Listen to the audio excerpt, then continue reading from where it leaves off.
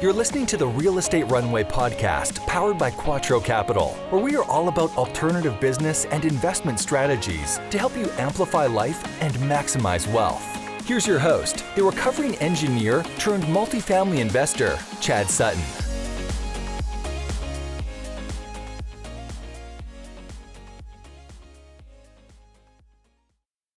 All right, Real Estate Runway family. Today we have a very special guest, a dear friend of mine, Julie Holly from Three Keys Investments. She's a brilliant and super energetic woman, just doing incredible things in the space. We're going to talk today about partnering with the right people. You know, it's one thing to see a great pro forma and good numbers and all that kind of stuff, but you know, you really need to be focused on, are these people you're partnering with going to be looking out for your best interests? Do they know you? Do they understand you? You know, are you going to agree with how they handle tough situations, with what their morals and ethos are? So without further ado, let's get right into the show. All right.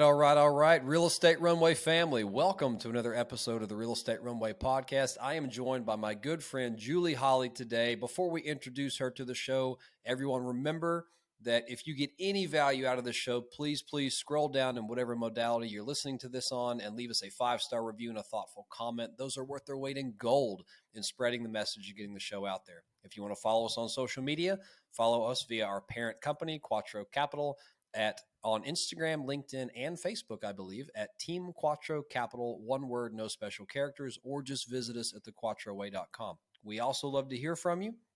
So if you want to drop us a note, request a topic, just send us an email at podcast@thequattroway.com. And if you want to be on the show, visit us at thequattroway.com/podcast to apply. And now on to your scheduled production. Bloop. All right, Julie, welcome to the show. How you doing today? Oh, I've been looking forward to recording this with you for however long since I booked it. I'm doing great. Oh, you're so sweet. I love it. And it's been has it been 6 months or so since I was on your show? At least that. It's been a long time since I've seen you. At least that. But I see you on social media. Sometimes I see you, your wife, your other, Aaron, Mauricio. I see all the QUATTRO people in some capacity on the platforms. Yes, likewise. So similarly, we're both out there pretty well. Three Keys Investments, QUATTRO Capital, and so that's the extent of our relationship, I guess, is record every 6 months, and and actually, that's a pretty vibrant, healthy relationship if we're not in a deal together, right? Okay. Very true. Very true. Well, Julie, I want to welcome you to the Real Estate Runway show, and I would love to just kind of hear a little bit about your amazing story. I know it; the listeners do not. Tell me a little bit about who you are. What makes Julie Holly, and how you came to build Three Keys Investments? I tell the story, and there's one point where I'll add the twist in the tail, because some of you may have heard my story before. And so, that if you've heard my story, I come from residential real estate sales. I was third generation in that. But before I went that direction, I graduated a 5-year program in 4 years and started teaching in the public schools at the age of 22. So I was still a child. And then they started handing out pink slips when I was about 25. And I'm like, wait a second. I thought the government gave safe and secure jobs with these really great pensions, and I can work hard and serve people. I can serve the community and provide for the next generation through as a teacher. And now my safety, my security, it's gone. So I basically said, well, I got to be able to take care of myself. I'm single. I've got a mortgage payment. I'm going to go into residential real estate sales like everyone else in my family. And so I did that, and it was great. I was really successful. This is before 2008. And I think I would have been successful then. However, it was a little bit brutal. And I realized there was no YouTube. There weren't podcasts. I didn't have the support system to live the kind of life that I wanted with the success that I was having. Who I was turning into wasn't who I wanted to become. And Chad, off air, you said this, money only, how did you phrase that? I've heard it before, and now I'm drawing a blank, but money, exaggerates who you really are, right? Something along, you said it better. Yeah, and it was not my quote. Someone else said it, but money does not change who you are. It only magnifies who you already are. So something like that. So thank you. So it was kind of magnifying these areas of who I was that were not who I wanted to become. Because I have this very ambitious, aggressive, like competitive, I want to be so successful. And that can be really good, but it needs to be tempered so that you're not destructive. And I could see myself leaning more into the more, this is going to turn me into a cranky witch, and I'm going to be a destructive person, and I don't want to do that. So I retreated back to the public school sector, where I knew I could contribute and still be successful, and I had money. I mean, like, I made six figures. You know, it's like, I've tasted that world. That's great. It's comfortable. It's fun. I stashed a ton of the money away because I was used to living off like $27,000 a year. So I'm like, money, I have no idea what to do. Save it.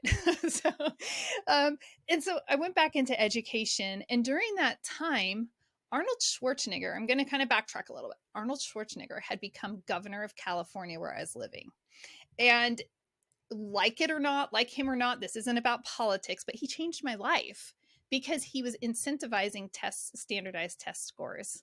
And I received this $10,000 bonus for the test scores that I was just like, wow. I mean, that's basically a third of my income.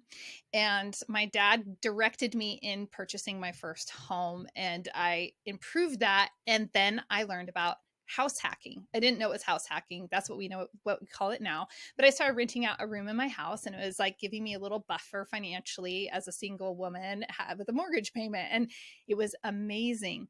And then over the time, my husband and I, once I got married, we decided we just wanted to live a simple life, and we're going to, you know, invest in a home, improve that home, and then we'll rent it out. And I think this is, Chad, where you and my, you know, your family, Quattro, we are so aligned because we are very mission driven. We're like, oh, if we do this, we can build up a real estate portfolio, and we can choose our residents. We don't call them tenants. We don't refer to them. They are residents. They're high quality people. And we wanted residents who wanted to, you know, resituate themselves in life, or residents who didn't look perfect on paper, but we could tell were really good people that would just take care of the homes that we had. And it worked out well, and I managed. But then we had baby number two. And after baby number two, I was feeling a little more vulnerable. And I thought, I just really don't like this like one door type situation, because if we lose a resident, I know we have this big buffer and all of that. We have the reserves, but what if, what if, what if? And so my mindset has grown significantly, but that mindset, that what if, actually led me to researching other ways of investing in real estate. And so I have a faith testimony, and I have my real estate testimony. And one day I'm driving to the gym, and I'm listening to a podcast, and I learn about apartment syndication. And I'm like, my background in education, my heart to serve others and support others, is like everything is intertwined through the syndication model. And since that literal moment that I can always replay in my head like a movie, I have been relentlessly pursuing apartment syndication, and I love what I do every single day.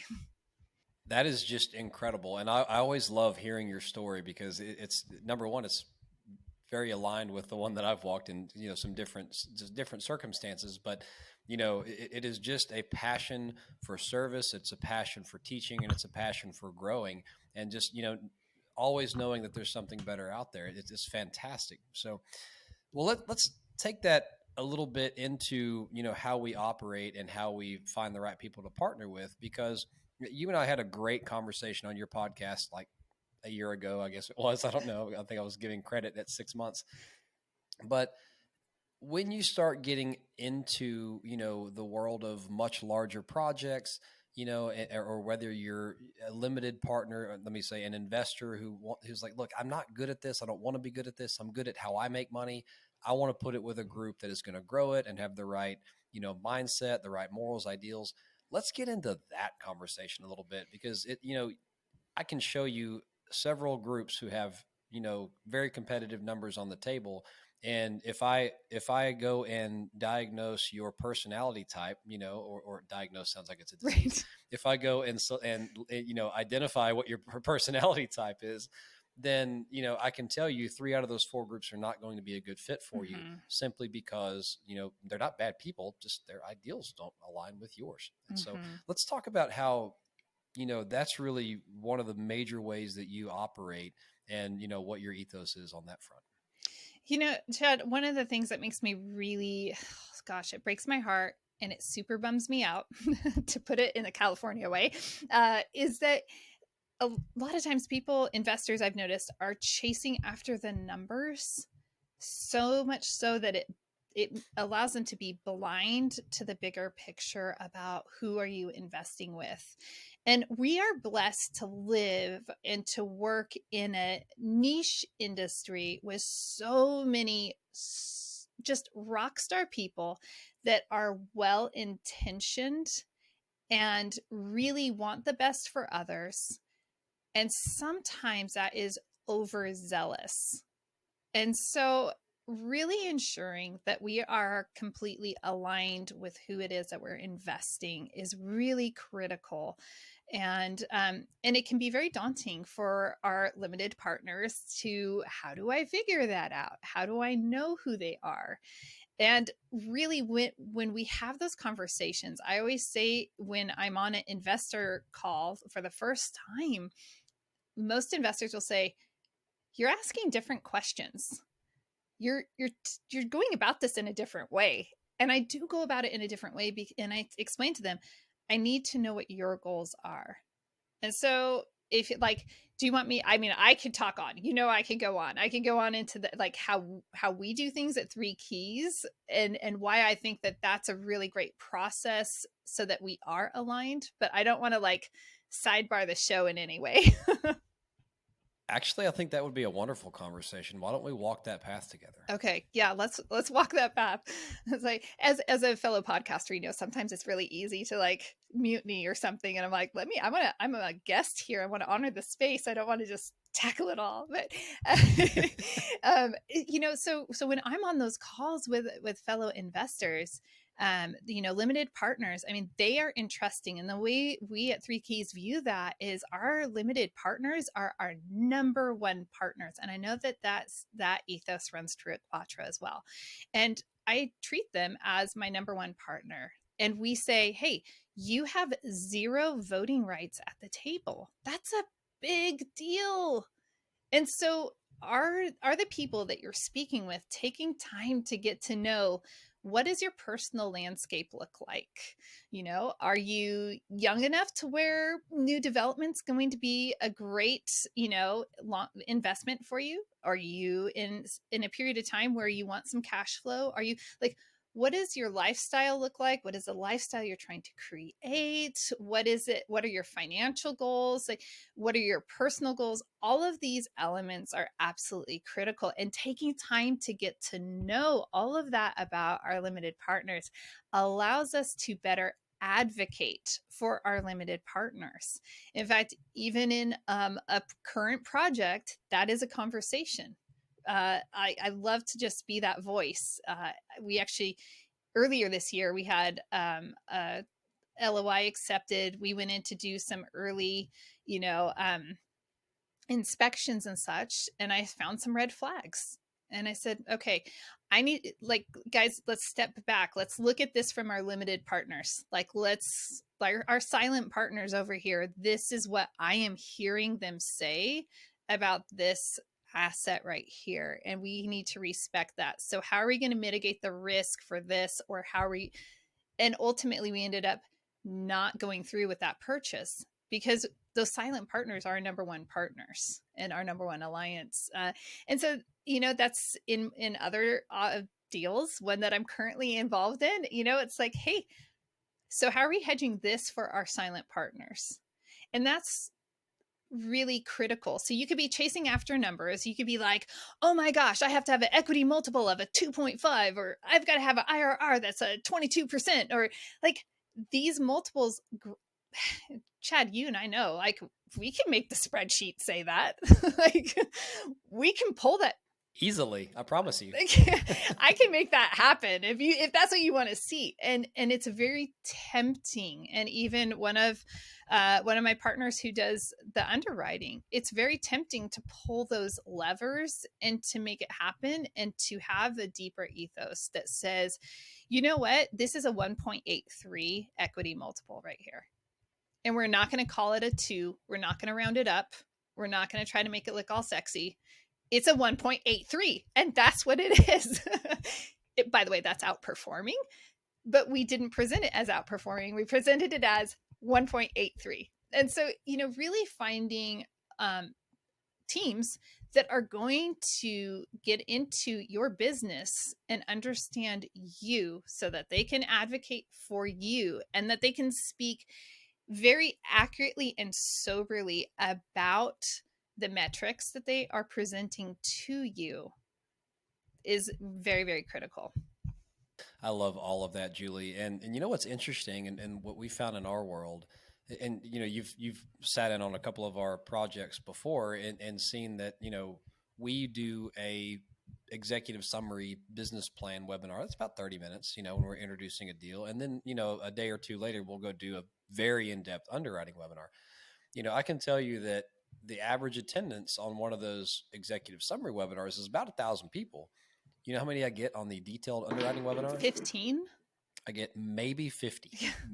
Maybe 50. Wow. Maybe. So yeah, but still, point is that's like 5%, maybe Right. that's not even 5%. So it's a very small number. And so what that taught us is, okay, these people are investing in us. Yes. Right. They get to know us over time, and they say, okay, yeah, I get the numbers. You're the expert, but I trust you. And there are some who want to go through the numbers. If you're analytical, that's fine. I encourage it. Come be analytical with me. I'm a nerd too.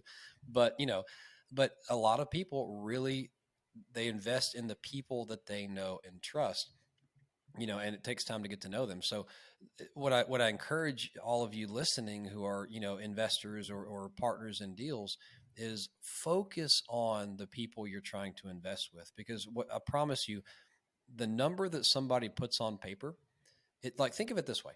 Think about if I drew you a treasure map and I said, you are here, a little dot, and then I drew the X over here and I made a little dotted line that kind of shows how you're going to get there. That's a pro forma. That's all a pro forma is a treasure map. We're trying to get to the treasure, which is the exit of the deal. And I promise you what's going to happen is you're not going to follow that map exactly. Day one, that pro forma is going to be wrong. But what you're investing in is the team who is going to be chartered with, okay, yeah, we deviate a little bit here, deviate a little bit here. They're going to try to track to plan as well as they can. Think about Google Maps. If there's a detour, you have construction on the road, well, we got to go this way, but I'll get back on track and go around it. And so at the end of the day, you're investing in someone to get from starting point to finishing point in the most efficient way possible. And pro formas aren't going to tell you that, right? You have to find out about their experience, their ethos, their morals, because I promise you, and I've been through this, there will be hard decisions at some point in that deal. And you want to make sure that whoever is entrusted with your money is making decisions that would align with your morals and your ideals. An example, think about what does a sponsor do when you are going through the complex and, getting ready to renovate units, and you discover that there is a 40-year tenant who's on a fixed income, sitting there, who's about to be homeless, right? How does that going to be handled? Do you want your name on that? You have to figure out how that individual is going to be treated by the sponsor that you're dealing with. So let me step down off the soapbox and turn my mic off and let Julie respond to gosh, that. I love your soapbox. That's the thought. I'm like, stay on the soapbox. We're on this. I feel like we're on the same. We're on complementary soapboxes, and I love that because it's easy. Oftentimes I see, and now I've been investing long enough to be able to see the landscape in a new perspective, and that only comes with time and experience. And a lot of times there's so much excitement over closing a deal, and I love that excitement. I love celebrating. I mean, man, if you want to celebrate, I'm your person. Like, let's go celebrate. This is great, and I will cheer you on along the way, and I will celebrate with you. However, that closing day isn't the finish line. That's the starting line. And so I love it. Like, unfortunately, I think it's easy to be revved up and excited and to be, excited to present the deal. And then now it's, how are you executing that business plan? And now that's when the tough decisions do happen and the unexpected does come about. We all know you can't live in a space of 3 to 5 to 7 years without facing some hurdles. Like, that's just not reality. And having people that you can trust to say, you know what, I know Three Keys and Quattro, I know that those companies are going to make decisions that are going to protect my investment and protect the residents, and that I have full confidence in how they're going to go about that. Or I know I have confidence that they understand what my larger goal is, and that if it comes down to refinancing or selling this asset, I know they know what my goals are, and I know they're going to take that into consideration. And Chad, you and I were well connected. We know lots of things, especially as podcasters, that take place. And I can tell you stories where it's a small space. And so I know people that are invested in a deal, and I hear what they say. And then next thing you know, I'm talking to the, the lead sponsor of that deal or the general partner. And you hear different sides, and you're kind of wondering, are you really advocating for your silent partners, for your limited partners? And so that happens oftentimes. And also being aware of, how well do these people know each other who are involved in a deal? So for Three Keys, we have layers of insulation for our investors. We like to make sure we've known, our co-GPs. Great, we've known you for at least a year. Like, I could confidently go and partner into a Quattro Capital, deal, because I know all of the team members. Like, I haven't spoken with your wife directly, but like, I have the essence. I know you. I'm like, I know the players involved. And so it's like, okay, I can do this confidently because I know how they run and operate. And that's absolutely critical, is like, do these people know each other, or are they going to face a breakup? Because you and I both know lots of, deals where people partner together very quickly. And the next thing you know, oh, I don't really like you, or I don't like, we're really not aligned philosophically, morally, ethically. This isn't working out. We really don't see eye to eye. So I know for us, we always make sure we've known you for at least a year. We have probably collaborated and created some type of content with people that we are partnered with, just small ways, just to test the waters. Like, hey, do these people show up on time? Hey, do they follow through? You can learn a lot about people without being involved in an actual deal. And it's very telling. And then we love breaking bread. We love meeting people face to face, which is why we invest in going to events, and sometimes very strategically, just to specifically meet people that we're considering partnering with. Yeah, that is so wise, and it's interesting. And this is an easy litmus test for those of you who are vetting a new sponsor. For example, if it's a team and maybe you suspect they hadn't been together that long, ask them about a tough time they went through. I mean, you could ask us that question, and we're probably going to give you 5 or 6 stories where stuff hit the fan and we had to figure it out. And so it's fun because not everything goes well all the time, right? Sometimes you have problems and you have to solve them. The question is, are they battle tested? Yep. Have they gone into battle together and come out successful, or did they endure hard times and it strained their relationship and they broke up? Because that's a lot of times what happens with newer groups that you find, who have formed in the last, 2 years or something like that. So I love what you're saying there, Julie. Yeah, thank you. Can I just have that as a Yeah. little recording that can boomerang back? I love what you said. I love what you said. I'm kidding. Yeah. We'll have the editors come in here and put that right back in, and maybe they'll replay it. We'll see if they catch this and if they really do it. Right. And then they can just send me that little clip, Very good, Julie.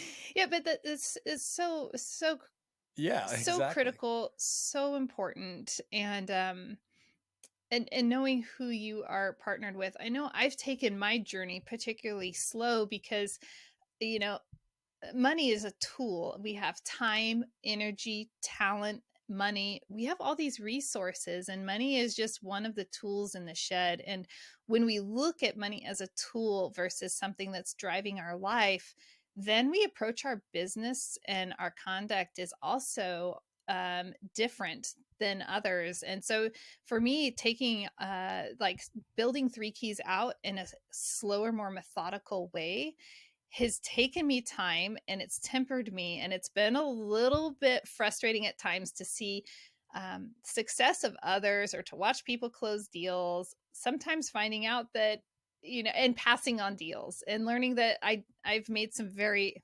every time I'm like, oh, I called that well, I made a good choice. But those type of things, to just grow in a methodical, slower way, is allowing Three Keys to really build a lot of momentum. Because kind of like Simon Sinek says in Start With Why, when people understand really what you're about, and they see it consistently, it passes what's, he calls a celery test. It's like, it's consistent, it's dependable, they know that that's who you are and that's what you're about. And I think that consistency in what you're seeing with people is really critical. That may be the mic. Do you have a mic on your desk right there, Oh, I Julie? do. Is that somewhere you can pick it up? If you can pick it up and just drop it, can you just drop it on the table for me? That was a good mic drop right there. So there we go. Maybe they caught the mic drop. Okay. Oh, got it. There's your mic drop. Simon Sinek is a visionary. I love listening to him. People don't buy what you do; they buy why you do it, right? And so that's the why is always important. So, wow, Julie, thank you so much for the conversation today. Before I let you go, I've got to ask you 4 Quattro questions. That's fine. Right? I'm Three Keys. You guys are Quattro. This is very complimentary. Yes, exactly. All right. First question. What is your superpower in life or business, and how does it serve you? Superpower is being a super connector. I absolutely love connecting people. I love getting to know people, which is kind of obvious with how Three Keys approaches our investors. But it's also how we approach people in general, and myself very specifically. Is I love to get to know people, because people are fascinating, and everything that every one of us needs is like 2 people away. So, I mean, in a span of a week, I will make so many introductions, or, different things happen. And I just know, like, oh my gosh, you need to connect with this person and this person. And I'll make those introductions, and magic happens. And it's not because of me. It's because, God just gave me this ability. My husband's like, I don't know how you remember these weird things about people and how you put it together. And so I just know that God gave that to me as a superpower. And it's so much fun to see people come together and create something just because they had an introduction and they would possibly have otherwise never met. That is absolutely a God-given talent. I do not have it. I'm very social. I love meeting people, but I cannot remember the person I met 6 months ago who has this quality, who will match well with the person I'm meeting now. So that is an incredible quality, Julie. I love it. All right. Second question.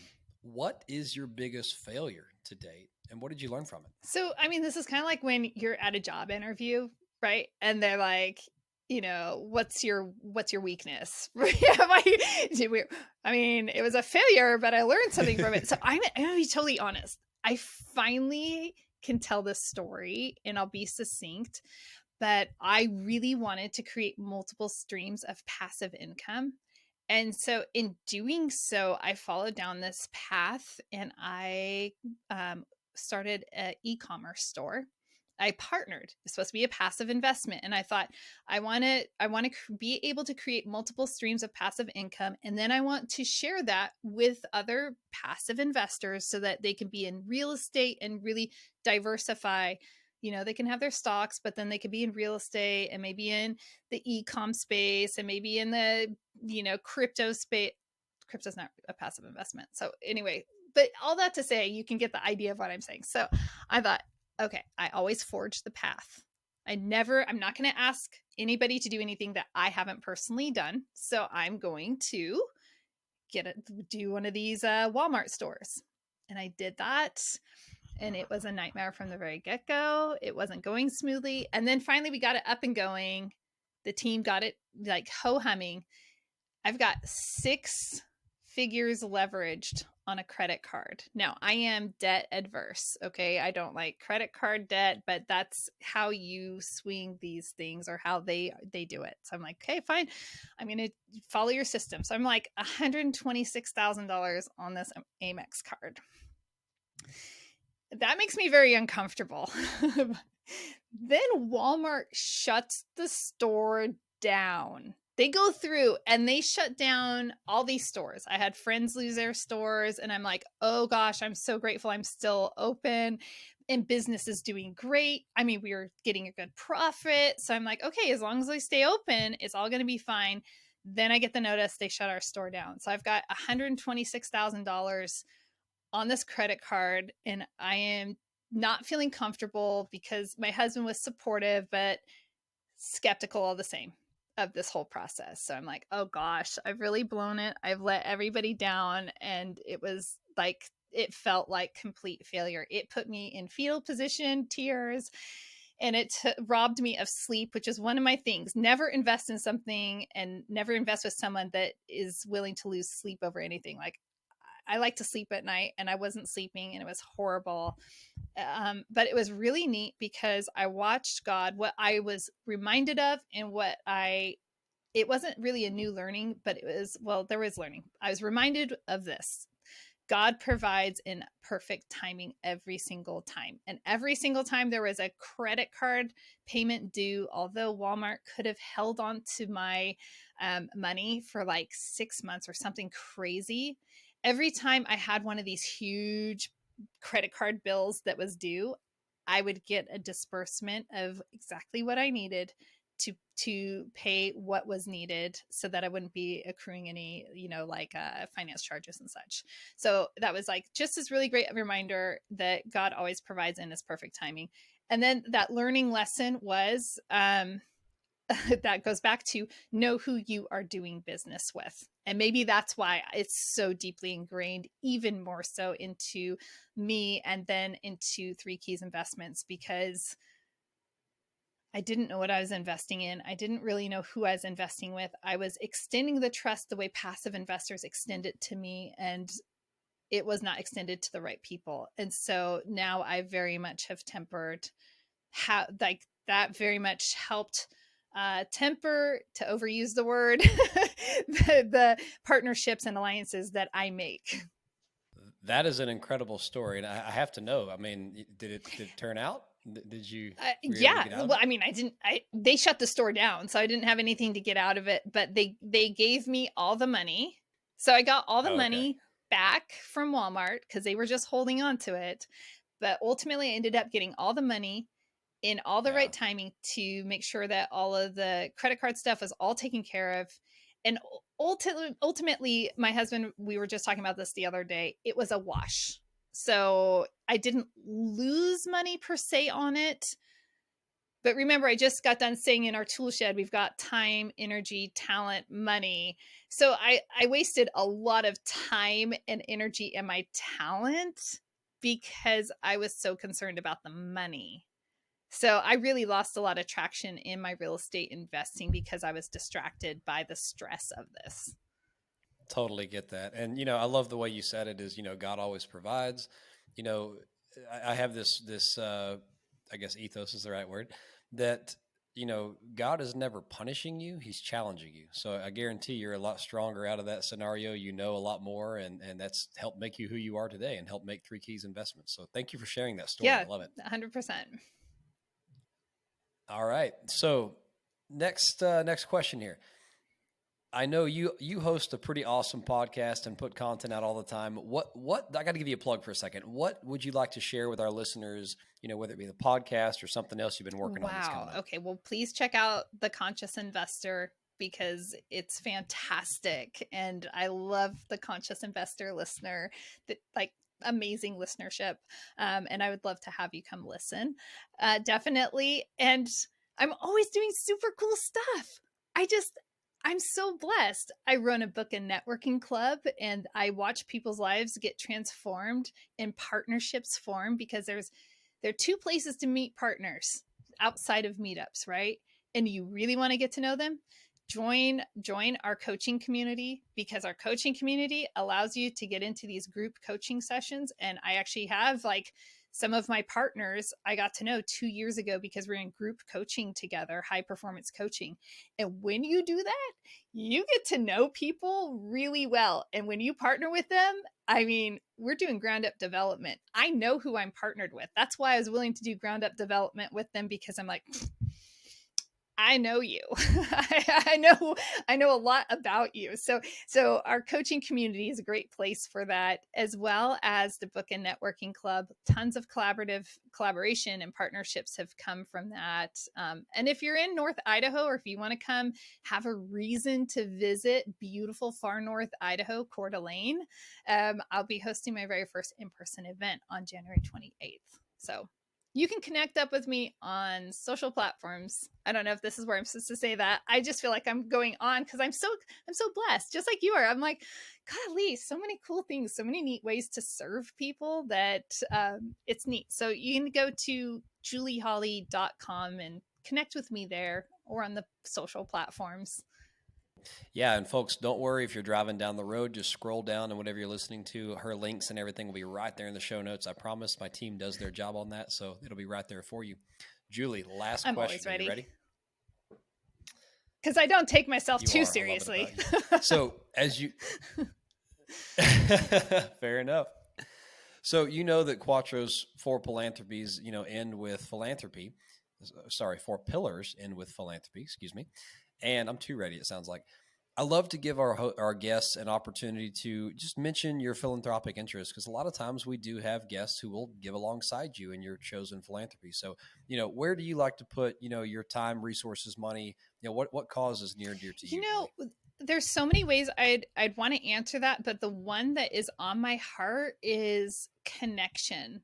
And this world is really disconnected, and people really are lonely, and people want to feel connected, and they want community, and it's not happening enough. And so I took and repurposed my own loneliness that my husband encouraged me through, and that I prayed through. And I was feeling lonely in my little small town in on the Canadian border. I'm north of Coeur d'Alene. Since I mentioned that, if you know where that is, I'm an hour and a half north of that. And I was feeling so lonely and isolated.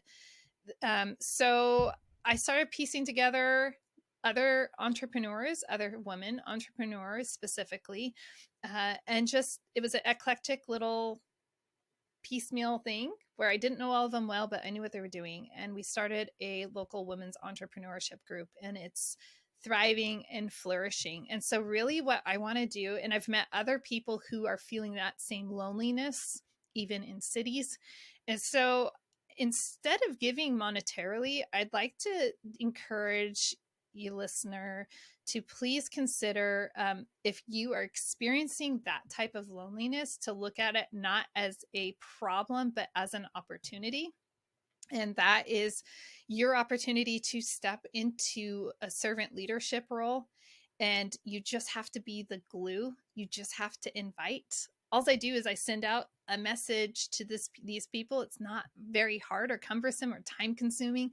I just bring people together, and it's been so neat to see the people coming together. And it might not be that you want to bring together entrepreneurs. Maybe you want to bring it together some other type of group, but you have the power to cultivate that community and to make a powerful ripple effect in the lives around you. And that is like something that is so dear to my heart, that I hope that you take that seriously, listener, and that if you have any inclination, don't stifle that, because you'll be missing out on something that is going to allow you to flourish and cast a ripple effect that is so much bigger than you. Wow, Julie, there's another mic drop moment here in the episode, but you're just such a beautiful person inside and out. It's so hard to be in a bad mood around you. You can't do it. So thank you for coming on the show, for brightening all of our day. And, we look forward to having you on the show again next time very soon. Not 6 months from now. Not 6 months. Okay. And then you got to come back to my show. We're going to continue this on my show. Anytime. Awesome. Invite me. Oh, great. All right, everyone. This has been another episode. I love it. All right, everyone. This has been another episode of the Real Estate Runway podcast. Until next time, over and out. All right, everyone. That was a great episode with Julie Holly. Just a reminder, if you get any value out of this episode, please scroll down and leave us a 5-star review and a thoughtful comment. They are, I promise you, worth their weight in gold. So I appreciate you in advance for doing that in whatever modality you're listening on. And if you'd like to follow us, remember you can follow us via our company, Quattro Capital, at Team Quattro Capital, one word, no special characters, on Instagram, LinkedIn, and Facebook, or just visit us at thequattroway.com. Until next time, this has been another episode of the Real Estate Runway podcast. Over and out. We hope this episode was insightful and brought value to your day. If so, please be awesome and leave us a 5-star review. Find out how Team Quattro can help you at thequattroway.com. Until next time, this is the Real Estate Runway podcast.